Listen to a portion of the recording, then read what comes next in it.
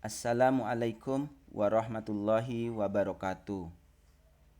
Pada hari ini, kita akan mempelajari tentang teori asal-usul kehidupan.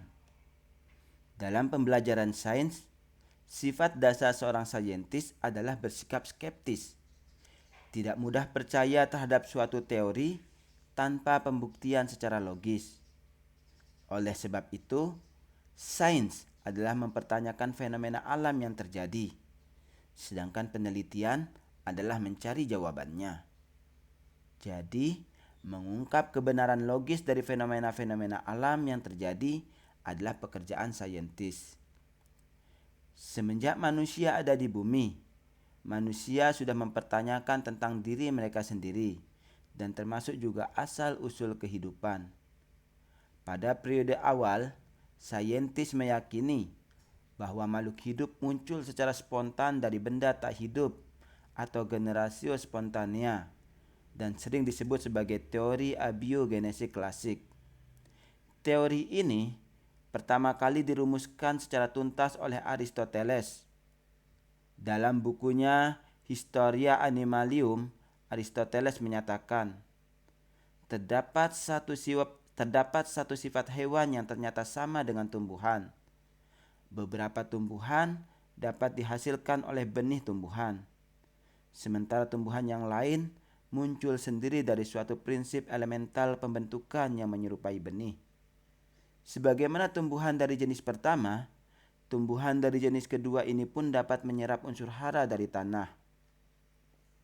Maka, hewan juga ada yang dilahirkan oleh induk hewan yang sejenis, sementara yang lain tumbuh secara spontan dan bukan dari makhluk yang sejenis. Aristoteles memberi contoh di bukunya tersebut.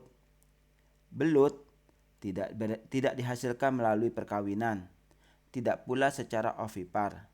Selama pengamatannya, Aristoteles tidak pernah mengamati ada belut yang ditangkap dan telah matang kelamin, dan tidak diketahui adanya saluran reproduksi pada belut. Hal ini secara absolut kemudian diperjelas dengan argumen. Di genangan rawa tertentu, setelah semua airnya dibuang dan lumpurnya dikuras, belut-belut muncul kembali setelah turunnya hujan.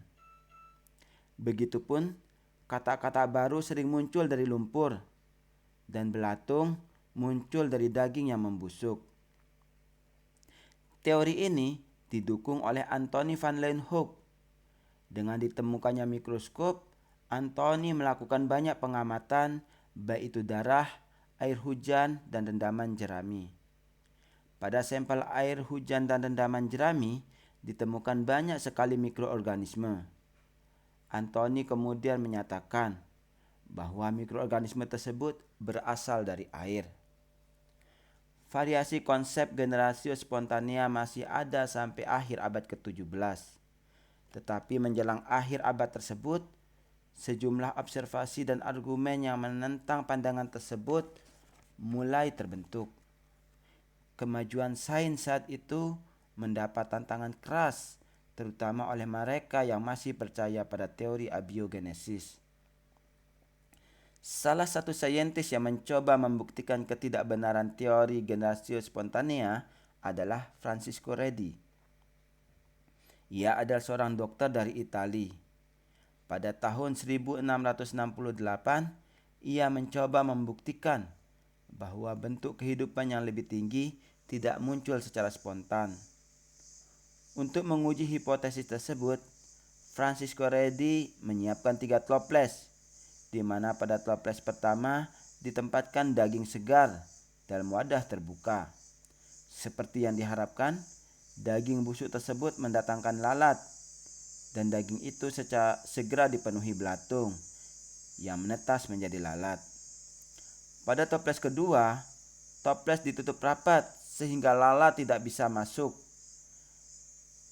Tidak ada belatung yang keluar.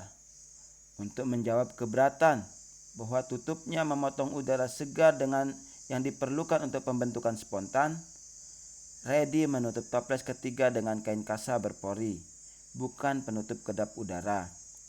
Lalat tertarik pada bau daging yang membusuk, berkumpul di atas kain kasa yang segera dipenuhi belatung, tetapi dagingnya sendiri tetap bebas dari belatung. Reddy berkesimpulan, lalat diperlukan untuk menghasilkan lalat. Lalat tidak muncul secara spontan dari daging yang membusuk.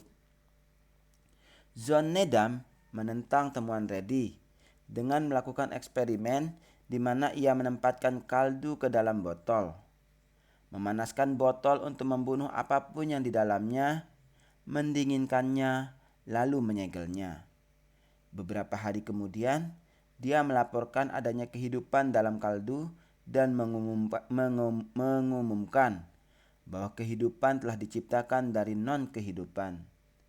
Kemudian para penganut abiogenesis mengatakan bahwa apa yang ditemukan Francisco Reddy tidak berlaku bagi mikroba, dan terus berpegang bahwa mikroba dapat muncul secara spontan. Upaya untuk membuktikan bahwa teori abiogenesis ini salah berlanjut sampai abad ke-19. Pada tahun 1768, Lazzaro Spallanzani mengulangi percobaan Needham. Kaldu yang ditutup rapat kemudian dipanaskan. Setelah beberapa hari, kaldu tetap jernih, tidak mengandung mikroorganisme. Kemudian kaldu dibuka, maka kaldu akan keruh dan ada mikroorganismenya. Kaldu yang sudah ada mikroorganismenya tersebut kemudian ditutup rapat dan dipanaskan kembali. Hasilnya, tidak ditemukan mikroorganisme setelah beberapa hari. Eksperimen ini membuktikan bahwa mikroorganisme tidak muncul dari kaldu, melainkan dari udara di luar kaldu. Tapi, para pendukung generasio spontanea menolak bukti tersebut dan menganggap tidak adanya makhluk hidup pada percobaan Francisco Reddy dan Lazzaro Spallanzani karena tidak adanya element vital atau life force yang kita sebut udara. Udara adalah unsur vital bagi kehidupan, sehingga tidak adanya udara menyebabkan tidak munculnya kehidupan pada percobaan tersebut. Pada tahun 1864, Louis Pasteur, seorang pendukung teori biogenesis, mencoba melakukan penelitian dengan menggunakan tabung labu leher angsa, sehingga udara tetap mengalir ke tabung labu. 3 tabung labu leher angsa diisi dengan kaldu dan dididihkan. Setelah dingin, tabung labu leher angsa yang pertama dibiarkan tegak, dan setelah beberapa hari, kaldu tetap jernih tanpa ada mikroorganisme. Tabung labu leher angsa yang kedua, setelah dingin, pipa leher angsanya dicopot. Ternyata kaldu berubah menjadi keruh dan terdapat mikroorganisme. Sedangkan pada tabung labu leher angsa yang ketiga, tabung labu dimiringkan sehingga airnya keluar, dan setelah beberapa hari kaldu berubah menjadi keruh dan terdapat mikroorganisme.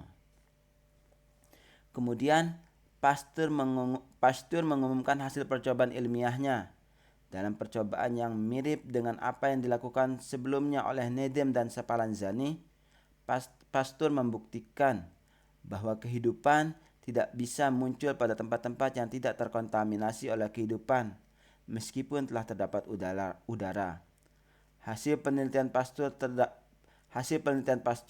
dapat disarikan dalam 3 frase, yaitu: yang pertama, omne vivum ex vivo, yang berarti semua kehidupan berasal dari telur. Lalu, dari mana asal telur? Pada frase yang kedua disebutkan omne ovum ex vivo, yang berarti telur berasal dari makhluk hidup. Dan kesimpulannya ada pada frase yang ketiga, yaitu omne vivum ex vivo, yang berarti semua kehidupan berasal dari kehidupan sebelumnya. Apakah kemudian teori biogenesis diterima sebagai asal-muasal kehidupan? Menurut banyak orang, teori ini merupakan bentuk dari circular logic, pernyataan logis yang terus berantai tanpa putus, sehingga dianggap belum dapat menjawab tentang asal-muasal kehidupan. Sebagaimana contoh, kalau kita ditanya dari mana kita berasal, maka kita katakan kita lahir dari kedua orang tua kita. Kemudian akan lanjut pertanyaan, dari mana orang tua kita berasal? Maka orang tua kita berasal dari orang tuanya atau kakek nenek kita. Dan terus begitu seterusnya. Dari mana kakek nenek, dari buyut dan seterus. Sehingga akan terus memutar tanpa ada kejelasan sebenarnya dari mana asal muasal kehidupan.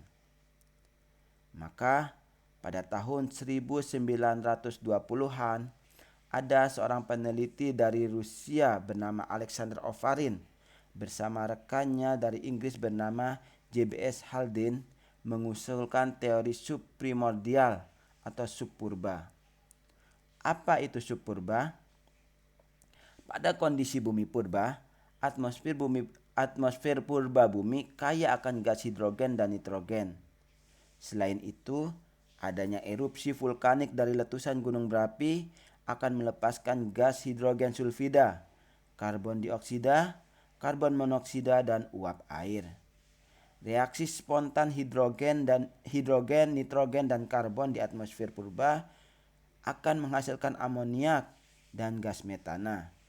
Sehingga atmosfer bumi pada saat itu kaya akan gas-gas amoniak, metana, karbon dioksida, dan uap air.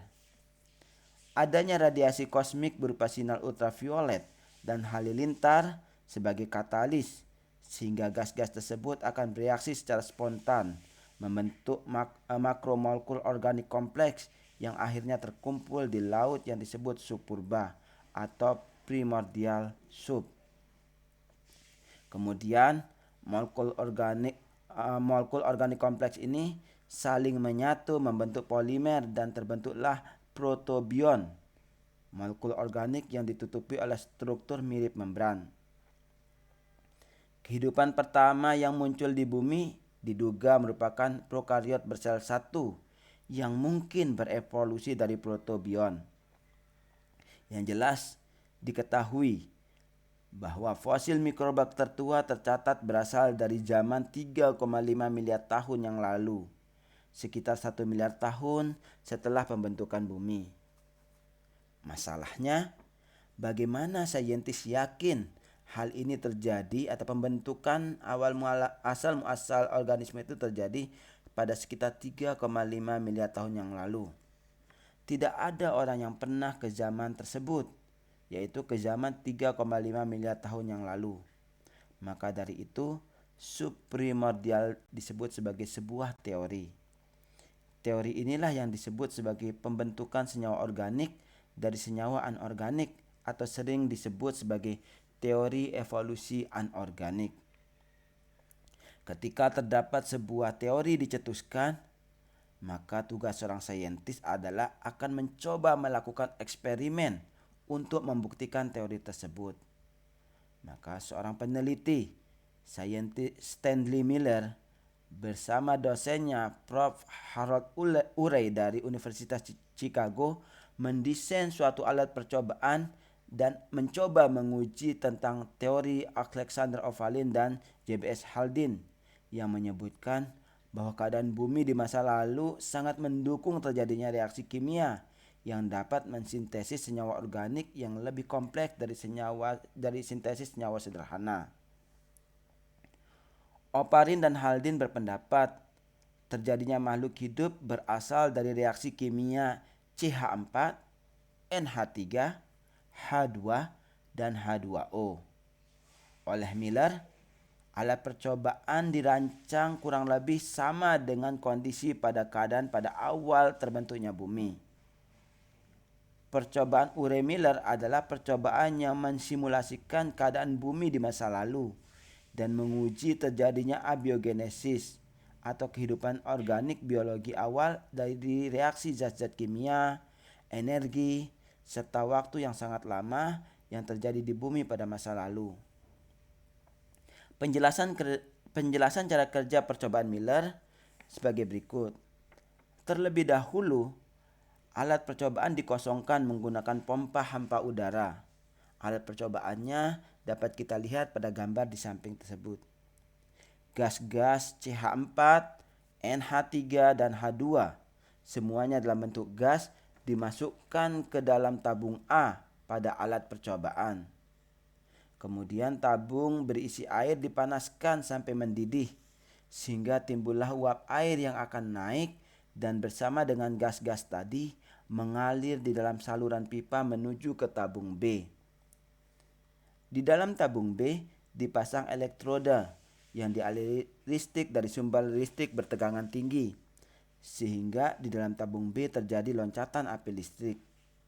Loncatan api listrik inilah sebagai pengganti halilintar. Di tempat itulah terjadi reaksi kimia dari campuran gas kimia sebelumnya tadi. Hasil dari reaksi kimia tersebut kemudian turun menuju ke saluran C. Pada saluran terdapat alat pendingin, sehingga hasil reaksi terjadi kondensasi atau pendinginan, dan akhirnya terbentuklah embun. Dan hasil senyawa kimia yang terbentuk akan mengalir melalui keran yang ditampung pada tabung D. Hasil senyawa kimia yang terbentuk tersebut kemudian diamati, dan dari hasil pengamatan menunjukkan bahwa senyawa yang terbentuk adalah senyawa asam amino. Percobaan yang dilakukan oleh Miller ini membuktikan bahwa teori yang diajukan oleh Dr. Oparin adalah benar. Reaksi kimia yang terjadi menghasilkan senyawa asam amino, dan asam amino tersebut merupakan dasar dari kehidupan.